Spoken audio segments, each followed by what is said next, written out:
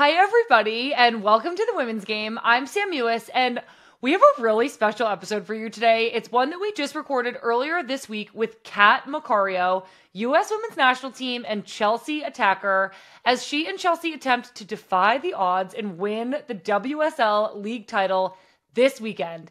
It has been such a tumultuous tail end of the season for Cat, for Emma Hayes, and for the entire Chelsea squad, but it all comes down to Saturday as they play their last game against Manchester United. Just yesterday, they defeated Tottenham 1-0 on a goal by Japanese attacker Maika Hamano to go ahead by 2 on goal differential at the top of the table, tied with Man City on points. Okay, so Man City will be playing their last game against Aston Villa at the exact same time as Chelsea. That's at 10 a.m. Eastern. We cannot wait to cheer on both teams. I don't know, you guys. I am having a really hard time with this one. I genuinely don't know who to cheer for. I just love everybody so much. Either way, I'm really excited. I'm going to be really excited about whoever wins. All right, everybody. Without further ado, here is Cat Macario.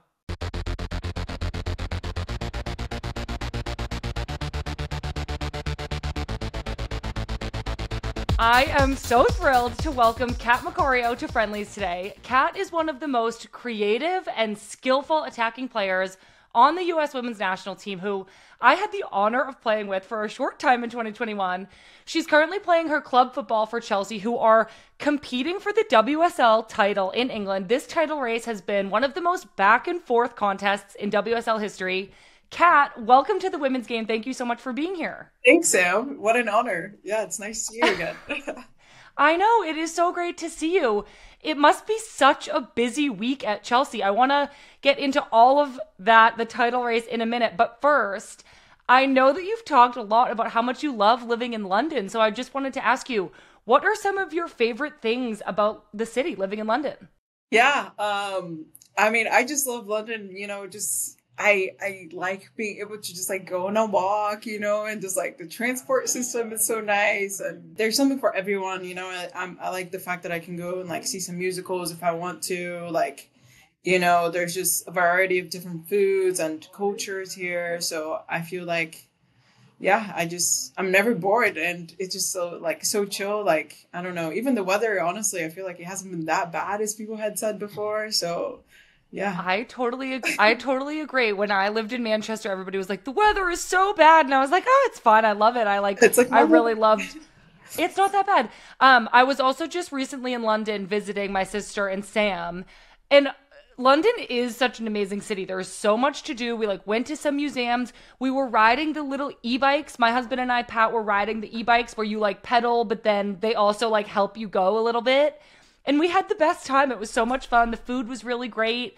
I feel like to have all of that and to have world-class football playing at the highest level, competing for all these trophies with Chelsea, like what more could you ask for? That's what I'm saying. Literally, it's just like it just like even the simple like little like things in life. It's like it's just like so much better. Just I don't know. There's yeah, I have no complaints. So yeah, very happy here. That's amazing. Well, I'm so happy for you. So we're recording this during the last week of the WSL season in England. And Kat, you've been back healthy and getting minutes with Chelsea since March after what must have been a really difficult and lengthy 22 months of injury. So how are you feeling? How does it feel to be back playing? Yeah, I feel good. Honestly, it's because we've been so busy, I kind of like forget that I have been like before that I was out for 22 months, and that was like the hardest period of my life. But now it just kind of seems like, like that feels like it was a long time ago, while I actually only started playing in March. And to be fair, it was like we've had to manage so many things here, in order to make this happen. And at times I've had to be like so patient and, like whenever they tell me, okay, you can't do any extras or like things like that, it's just like, oh, but that's so fun. But, also just having to, I guess, just like have a little bit of a reality check that's like, okay, I'm still, a few months ago, I still was not able to play, so it's just like knowing that I feel good, but, we also have to, build that base and eventually just like manage so that I can keep playing in the long term. Right, for sure. I can definitely relate to that, but I'm so happy to see you back out on the field. Especially over the last few weeks, your team has had some incredibly dramatic ups and downs, losing in the Conti Cup final to Arsenal and then losing to Barcelona in the Champions League semifinals. And then your team also lost in this shocking game against Liverpool, seemingly losing your shot at the league title as the dropped points put the title in Man City's hands. And even your head coach, Chelsea manager Emma Hayes, had said in the media that she thought the title race was done after that Liverpool loss. How did your team feel in that moment with the idea that maybe the title was out of reach? I feel like, I did just get here, but I do feel like regardless, like Chelsea's has always had this mentality that, we'll never give up. And that's like basically, that's like our title, and so this team is just full of winners and they know that no matter what, like it's not over until it's over, it's like obviously we kind of like shot ourselves in the foot a little bit earlier by like, just like not taking care of business earlier and obviously dropping points against Liverpool. But, as we saw, it's not over until it's over, and yeah, thanks to Arsenal, we have another chance.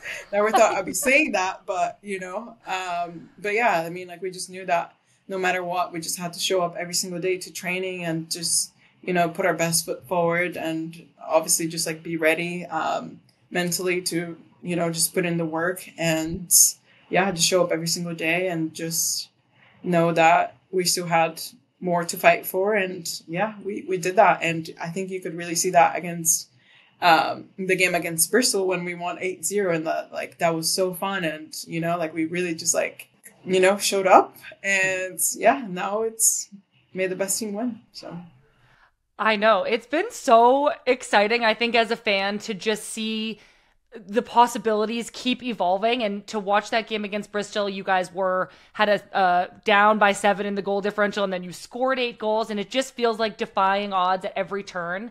I think in the States, because Emma Hayes is coming to the U.S. women's national team, we are all like so interested in how she's been handling these ups and downs. So I'm curious what messages she's been delivering to your locker room. We, again, saw her response kind of saying maybe the title's out of our hands, but we're wondering, is that the same message she was giving you guys? Or behind closed doors were you all like, hey, we don't care what anybody on the outside thinks, like we're doing this, we're going to win this Bristol game 8-0 and anything can happen? Emma and just people in general may say things to the media or just like outside, but inside the locker room, we know that's like, hey, we're Chelsea. Like you can never count us out, and yeah, it's one thing to kind of like show face outside, but to really, like we know like deep in ourselves that we have the ability to win and we have the ability to turn anything around. Again, after that Liverpool game, things were a bit out of our control.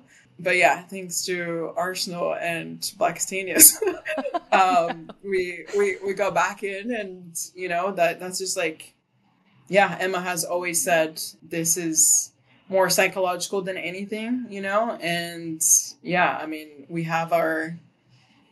we have control now as well, and yeah, we just have to keep putting the pressure on Man City, and we'll see when things finally play out. But yeah, we know, we believe in ourselves, and yeah, you just know that you can never count us out. Oh, that is so cool to hear. So like you mentioned, Blackstenius and Arsenal helped you guys out. They were able to beat Man City. So Man City then dropped the same 3 points that you all had dropped, creating this window for you guys to regain a shot. Did you watch that Man City Arsenal game? Did any of your teammates watch? Were you guys waiting, hoping for that to happen? Obviously, like, you always hope for that to happen, It's just like, you never expect that Arsenal would be the one to like help us out. But, at the end, I personally, I was not watching it just because, I was focusing on the game that I had later on that evening. And was like, well, no matter what happens, like, I still have to play a game. So I'm trying to like get in the zone, But I do remember like when we heard that they had scored, I was like, okay, let me actually like watch this, like the last 10 minutes or something. And I just like heard my parents screaming downstairs when they actually like when they scored the second goal. I was like, oh my God, what's going on? So yeah, and obviously we were all like very hyped that happened. And, just texting the group chat, just saying like, okay, girls, like, let's do this. Like we have another chance basically. So yeah. And I think you could really see that in the Bristol game, and like how we can't take this for granted, For sure. I know. After all of this, all these ups and downs, you guys have had a couple hard losses, and then you kind of have this like great opportunity in front of you now. Where would you say your team's at emotionally?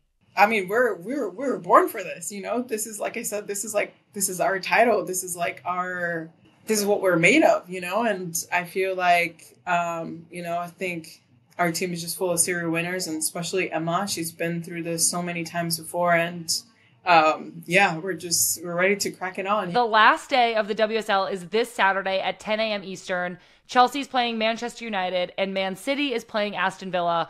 All the games are being played at the exact same time. So if all things go to plan, we will find out the winner of the WSL on Saturday around noon Eastern time. We are so excited to find that out.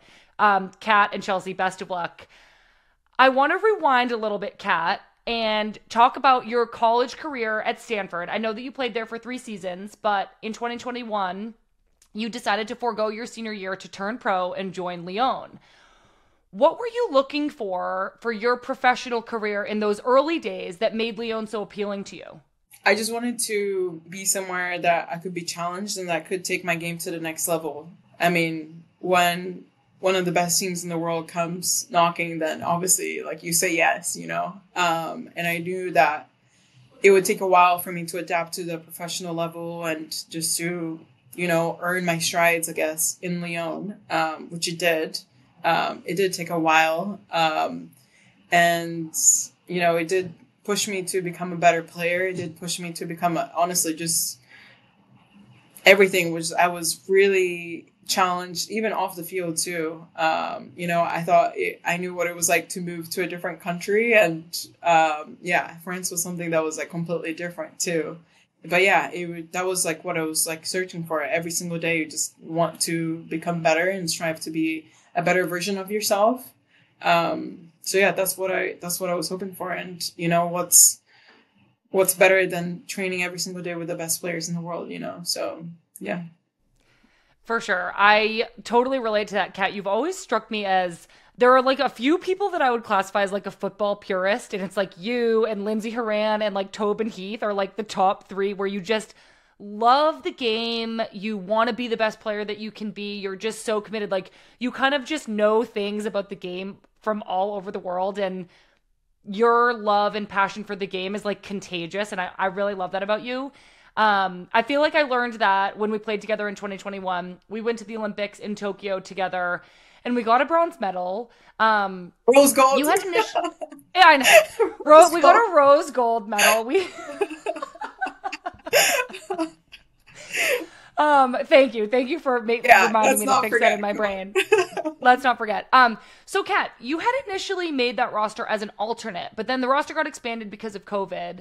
As somebody who also has experience going to the Olympics as an alternate, I'm curious what your reaction to that was like. Were you happy to be part of the team? Were you disappointed that initially you weren't part of the 18? Like, what were your feelings at that time? I mean, obviously you always hope to be part of the 18, you want to be on like in the main team, but also at the same time, it was a tremendous honor regardless, just to be there and to be learning from, all of you guys. And, I do feel like that was, it was what, was given at the time. And I think that's what, like, I obviously had a few games like leading up to the Olympics. That's like, hey, like I'm not at that level yet. So I feel like it was like very much so, like it was like deserved in a way. And I do feel like I just kind of like took it in an opportunity that's like, hey, I'm just gonna go in and I'm just gonna learn. I'm gonna be there. I'm gonna support my teammates. And,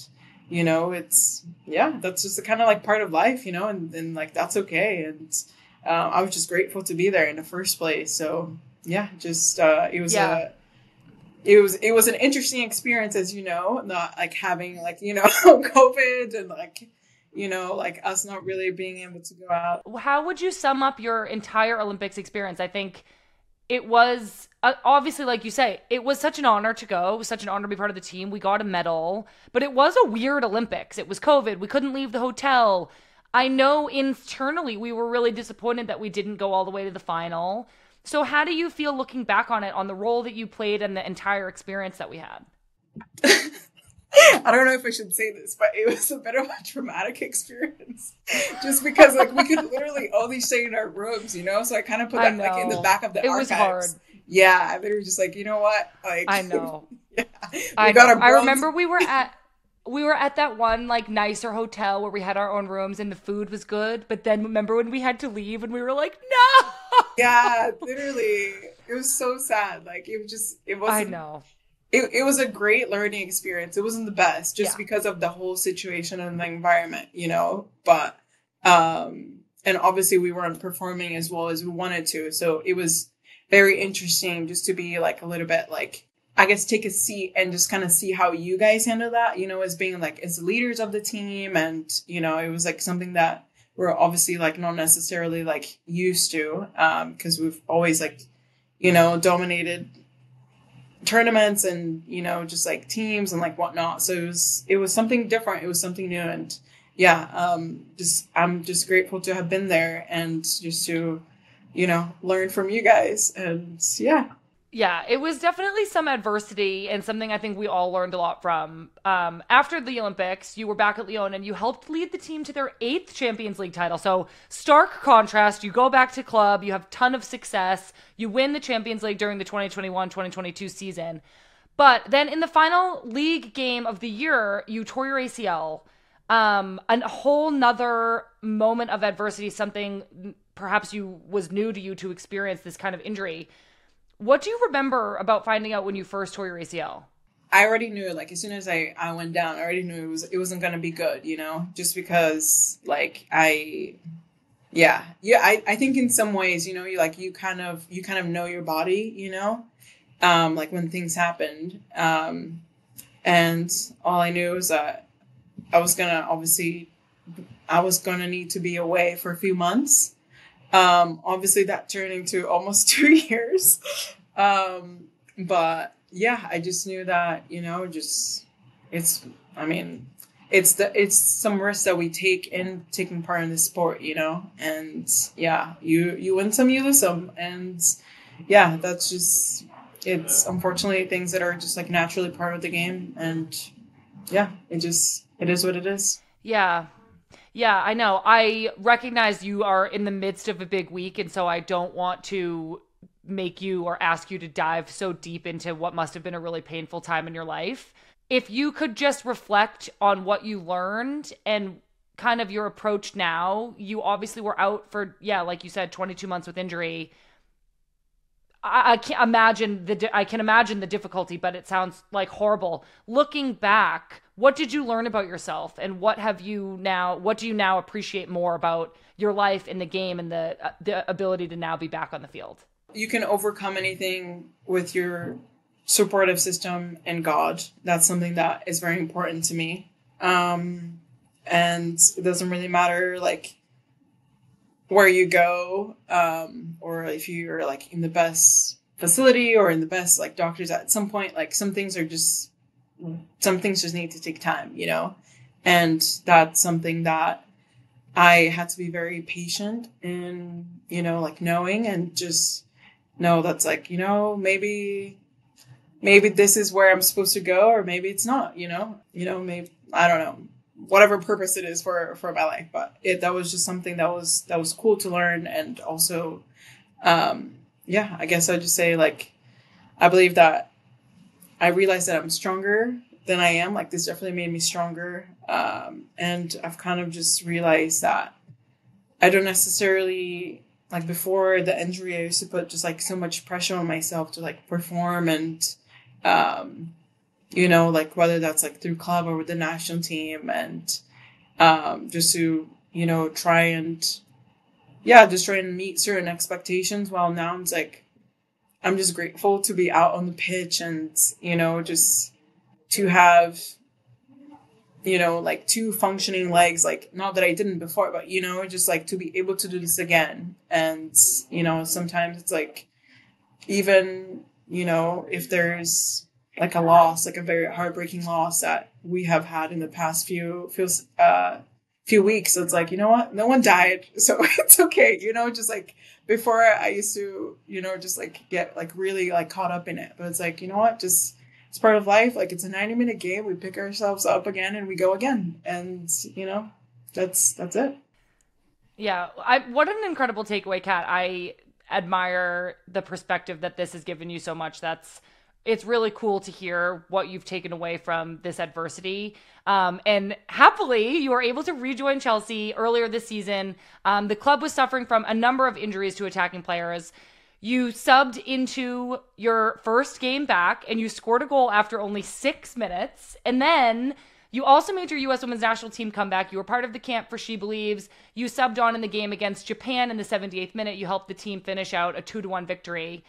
Speaking of the U.S. Women's National Team, your current head coach at Chelsea, as we've mentioned earlier, Emma Hayes, who after this weekend will finally be joining the U.S. Women's National Team at the upcoming Friendlies in June. Kat, I feel like you kind of have a head start with Emma. Like you already know her, you've already played for her. What can you share with us that you think will make Emma a really good fit to coach the U.S.? I think she'll just bring a different perspective. I think she'll help kind of like renew our playing style in a way. Especially coming from Europe and England. I think she'll try to, at least like bring different methods and how we can break teams down and how we can best use our strengths. And just, we are such a talented team that, it's just, the expectation is for us to win every single time. And, I feel like Emma, like being the serial winner that she is, that she will be able to really get, her point across. And, I think she's definitely someone that gives a lot of like tough love. And sometimes that's what you need, a little bit of a wake up call. And I think she'll just challenge us in different ways that perhaps we have not been before, or at least like people in like my generation, that we have like such a young team that would be really nice to see. And I'm excited for it. And now that you're saying it, that this is her last weekend. So I know, it's so crazy. Here in the US, we are like chomping at the bit to get her over here. So we are really, really excited for you this weekend. We will be watching you play with Chelsea, and then we will be watching, of course, the June Friendlies, the send-off games, and the Olympics. You've shown like such tremendous strength and resilience already in your career, fighting through a lengthy injury that kept you away from the game that you love so much. And I really, truly am just so thrilled to see you back playing for both club and country. And I know there's huge things ahead for you this year. So good luck this weekend. We'll be watching. Thanks, Sam. You're so sweet. It was so nice to see you and to talk again. Honestly, the only reason why I agreed to was because I was like, all right, Sam Mewis is going to be here, so I'll do it. I usually hate doing interviews and media, so I was like, all right, I'll do it for Sam. So, yeah. I really, really appreciate that. Thank you for doing it. It's really nice of you. Yeah, no, of course. Seriously. I'm also very proud of you, and I'm very excited in like you're doing such a good job in this new role. And I feel like it's adding, like a different layer, like how people talk about, like the women's game. And who else better to do that than you, and just, obviously you're such a boss, and we miss you a lot on the field. Big tower of power, but you're gonna be able to do anything you want to. Seriously, like you're just like that type of person that you're every time that you walk into a room or like anything, like you just like make it so much better. So it's really nice to see you in this new position. Obviously we miss you, but it's cool. It's really cool, and I'm very happy for you, and I hope you're happy in this new role too. Yeah, I am. Thank you, Kat. It's been really great to get to keep in touch with teammates, especially like this. I know this is like for a podcast, but I also feel like we get to reconnect, and it's like it has like a dual purpose. Like I really, really enjoy chatting and getting to kind of give people a little insight into your career and your personality. So I do really appreciate you doing this. I know it's a big week. I will be cheering for you guys. I'm really excited to. Of course, thank you. On. Yeah, don't forget that you're supposed to cheer for Chelsea and not Man City. Though I would understand. Yeah, I know. I know. I am. I'm cheering for you guys. Thank you all so much for listening. I really, really loved chatting with Kat. She really got me there at the end. I feel like on these interviews, I always try to like think about my relationships with the person and how much they impress me or inspire me, and I try to share that with them at the end. And then to hear it back sometimes, like Kat just shared with me, it makes me so emotional. It's been so humbling to be transitioning into this new role, and then to have all my friends and teammates say yes, they'll come on the show, and to be so gracious with their time, and to really just be supporting what we're doing here at the women's game, throwing us likes on Instagram. I see you, Rose Lavelle. She literally likes all of our Instagram posts, and it's just so nice of her. But I loved chatting with Kat. Her support means so much, and I'm really, really excited to watch her play this weekend. But that is it for this week. Lynn Williams and I will catch you on Tuesday with a new episode of Good Vibes. And then next week on Friendlies, on Thursday, a Champions League final preview of sorts. We have a really, really amazing episode with Netherlands and Lyon midfielder Danielle van de Donk. Danielle was so wonderful to talk to. She was so open and forthcoming about her experience with the Netherlands, including, yes, last summer's World Cup and the swim cap drama. You're going to have to tune in and hear all about it. She also talks about her teammates at Lyon and why she thinks that their club is so perennially successful. I can't wait for you all to hear it. So make sure you're following along with us at Women's Game MIB on Instagram, Twitter, and TikTok. And in the meantime, we will be tuning in to the WSL final games at 10 a.m. on Saturday, plus NWSL all weekend. I'll talk to you soon.